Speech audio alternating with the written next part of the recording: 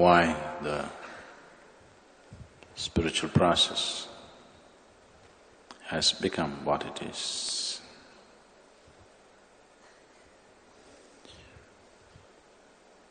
When a seed of any kind in the world can find its ultimate potential simply through simple nourishment,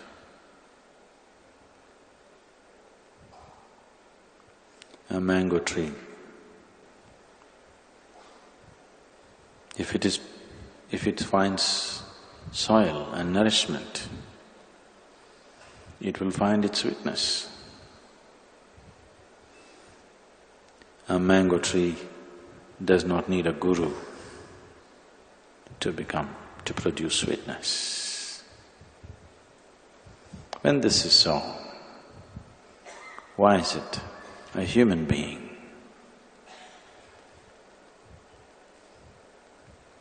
at least for the life that you know generally in this planet, a human being who seems to be of the highest potential of all life on this planet,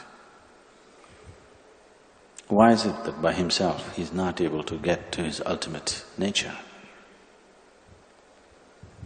What is this trap? What is the nature of this trap?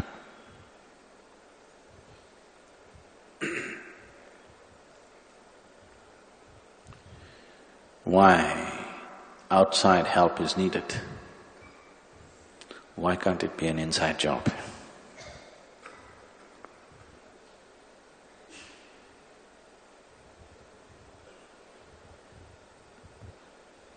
It is just like if you were trapped in a prison, if you were imprisoned, the very nature of the prison is such. The prison is made in such a way that it does not provide tools to break through. Everything that could help you to break through has been taken away in some way. If it has to be an inside job, then all the prisoners, or at least a substantial number of prisoners, should get together and push the gates or the walls or whatever. But if an individual prisoner makes an attempt to get out by himself, all by himself, the chances of him getting out of the prison are quite remote. Most prisoners who have been sentenced to life, though that's not the place they want to stay, much longing is there to get out, never make it, because they don't have outside help. But if you can organize all the prisoners together and force your way out, you could do it.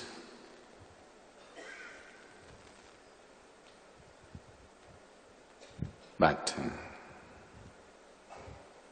the very nature of these prisoners are such, it's very rare that they get organized.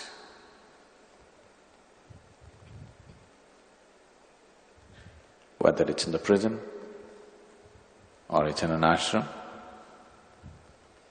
all of them getting organized like one organism and functioning like that is rare.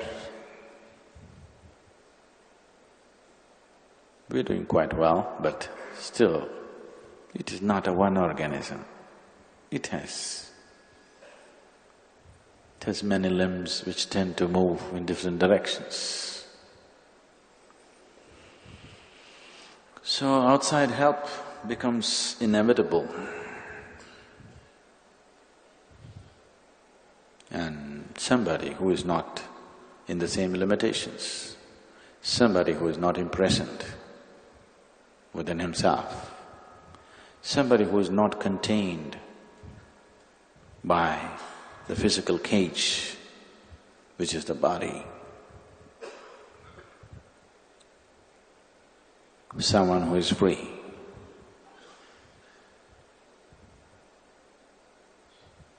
That kind of help becomes inevitable and necessary.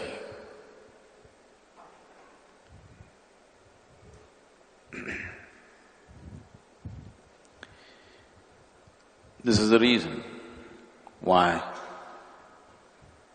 the wise traditions, particularly of the East, have always insisted on an enlightened guru, or if he passes on, a strong sangha or a satsang where people are together as one.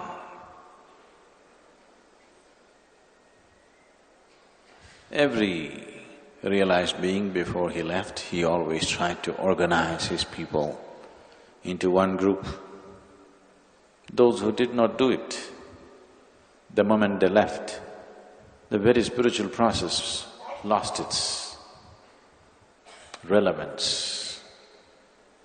When the master was there, it worked. The moment he is gone, the very spiritual process becomes irrelevant because they did not organize a strong organism of people. Gautama strived very hard to establish the sangha. Jesus spoke a little. Very small sangha he had, only 12.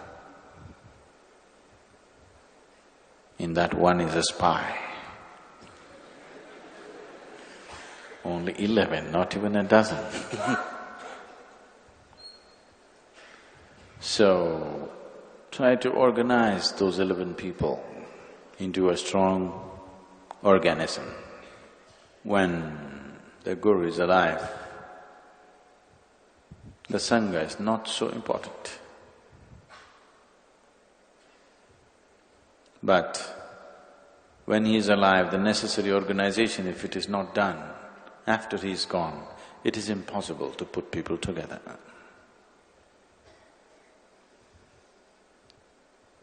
The moment you're trapped in this mechanism, which you call as myself, which is self-created,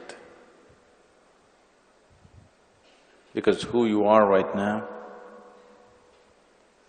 is just a memory of the past. Everything that you are right now is just a memory. Both memory and imagination have no existential relevance. They're not true.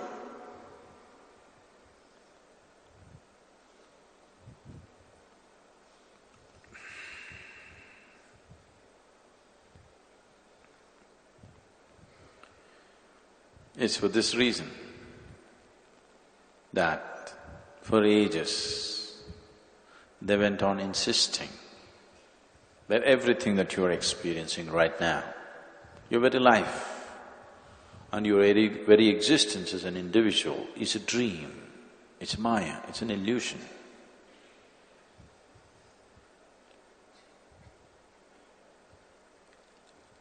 If it is maya, why do I suffer right now?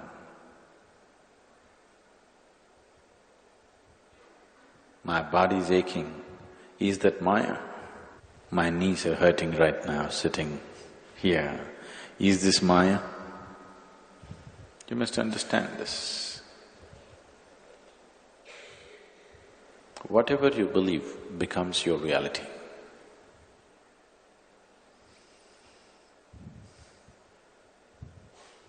You walked into the forest, they're not letting you go there these days.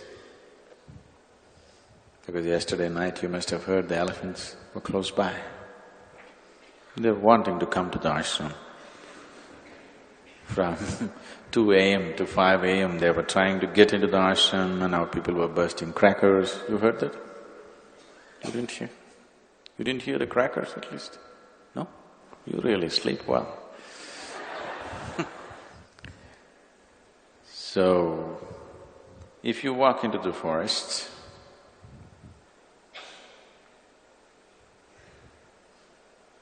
and if you fear snakes,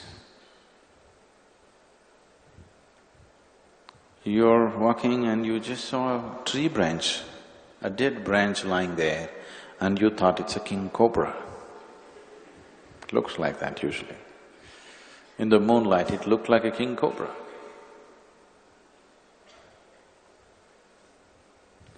And someone behind you sighed.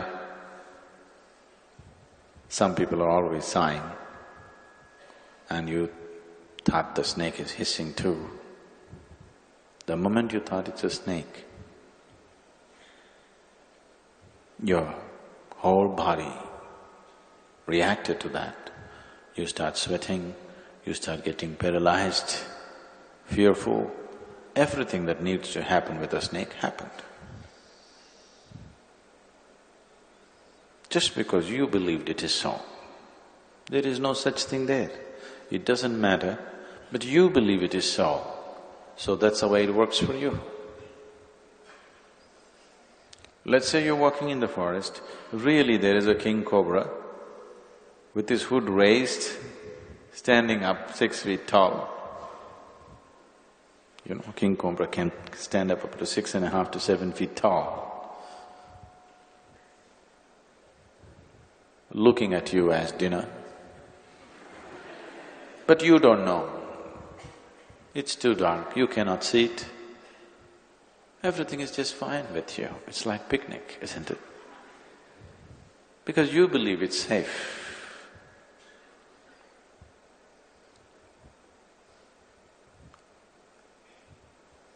The very nature of how you are made right now is, whatever you believe becomes your reality.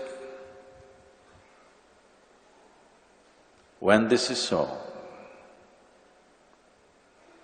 this complex impressions of memory that's been taken in,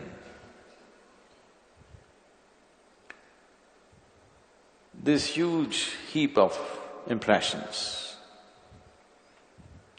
which has been manipulated into different shapes and forms according to your thought and emotion, has become such a complex prison that to figure out your way through that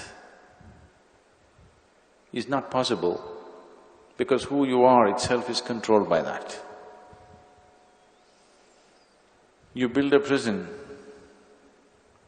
and this was not built with the intention of imprisoning yourself. This prison was built with the intention of self-preservation. When you build a wall to preserve yourself, the walls that you build for self-preservation are also the walls of self-imprisonment. Just takes a little while to realize that. So once you build this wall with complex amalgamation of memory and imagination,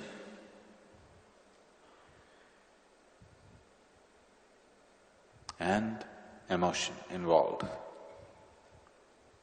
Now, your very software is such, it is not geared to cross this wall.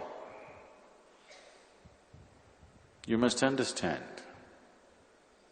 that you are not even going and knocking your head on the wall, because your software is geared to only just run within the walls, never even go and touch the wall. Unless you become aware enough, unless you become conscious enough to become conscious of those dimensions of memory which are on the unconscious levels of your memory bank. Unless you move to that space, till then you don't even touch the wall. because your software keeps you well within the wall space, never even makes an attempt. Within the prison, you'll seek freedom. Within the prison, you seek power, you seek freedom. There is some power and freedom, you know. Inside the prison, there's a whole kingdom. Somebody is running a whole kingdom inside. He's the boss there, he runs the whole kingdom there, he manages things there. He feels like a king inside a prison. So within the prison, you can seek a certain amount of power and freedom. That is allowed. But once the longing to go beyond the prison comes, if you become powerful within the prison,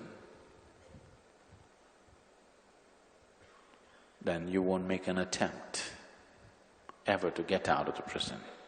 Such a longing will not come. People, the prisoners who are convicted in a prison for short term, don't get involved with all this because they're just eager to get out. Those who are there for life, they know there is no way out of it. They're forming kingdoms inside because they know anyway they're going to be in the prison for the rest of their life, so they are trying to make something out of it. Find some kind of meaning to an imprisoned life. So, outside help unfortunately becomes necessary, because without outside help, you won't even realize there is another possibility. You will start seeking freedom and power within the prison spaces.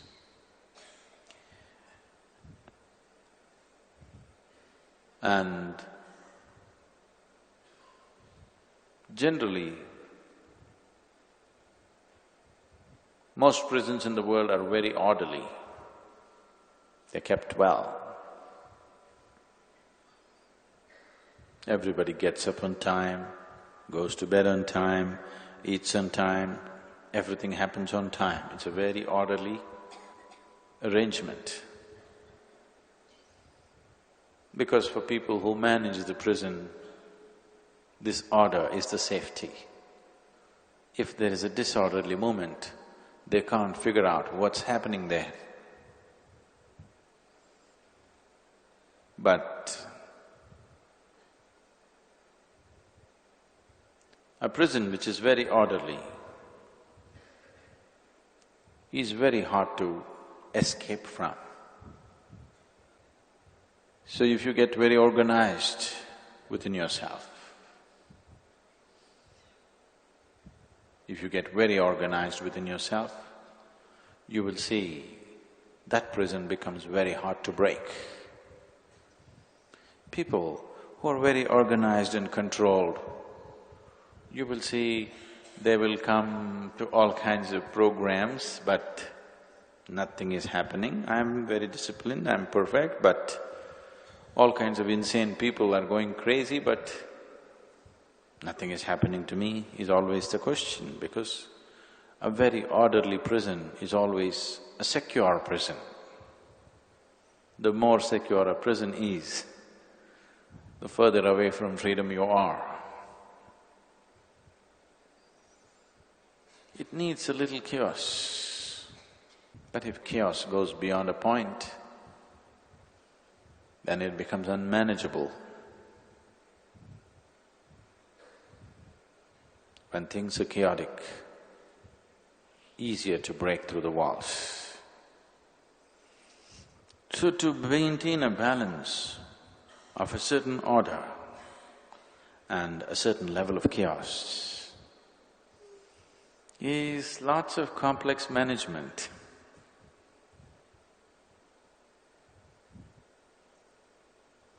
Once it happened, a surgeon, a field marshal or a general and a politician met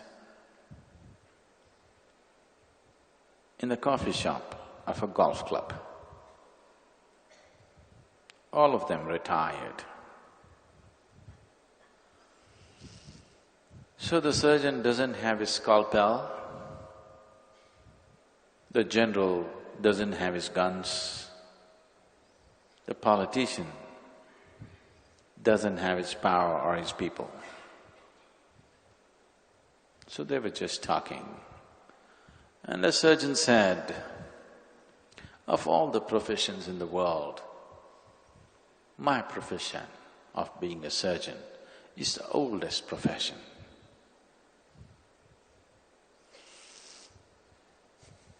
The other two asked, how so? So he said, you know, before this Adam and Eve, it was just Adam. And Adam's one rib was taken out, from that rib, Eve was made. Who else but a great surgeon can do that? So, it is the oldest profession. The general said, no, you're missing a point. Before even Adam came, do you remember it says that there was chaos and order was brought. Who else but a good soldier can bring order to such a situation? Soldier's job was the first thing in this creation. The politician chuckled and said, all that is fine, but who created the chaos?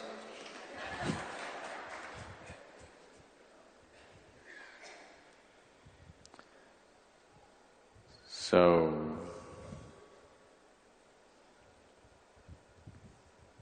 managing chaos, just enough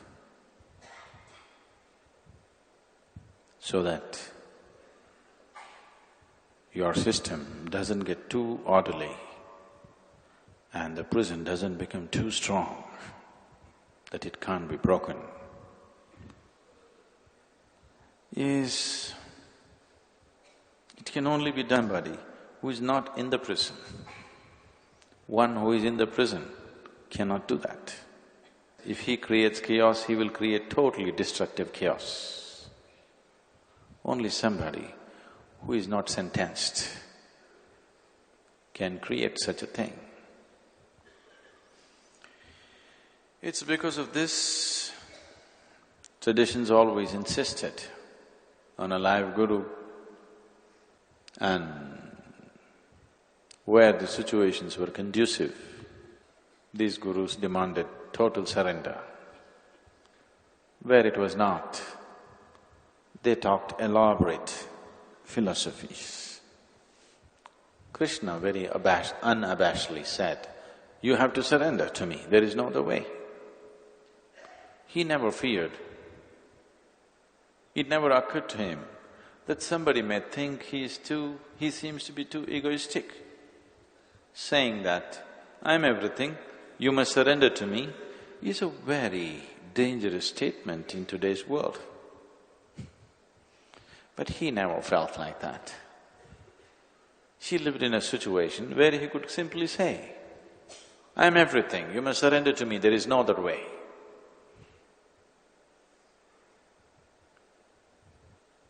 In recent times, we have not had such freedom to say such things. You have to weave it around and weave it around and weave it around and weave it around before you ever bring people to such a state. Here in this culture, people have been trained to surrender. Right from their childhood, wherever you take your children, children are told, first thing is bow down. Anybody elderly, you see, first bow down, touch their feet. This is because the whole culture, the whole nation at one time lived with a single-minded purpose of ultimate liberation. The whole population in this land, in this part of the world, who is completely dedicated to ultimate liberation, mukti,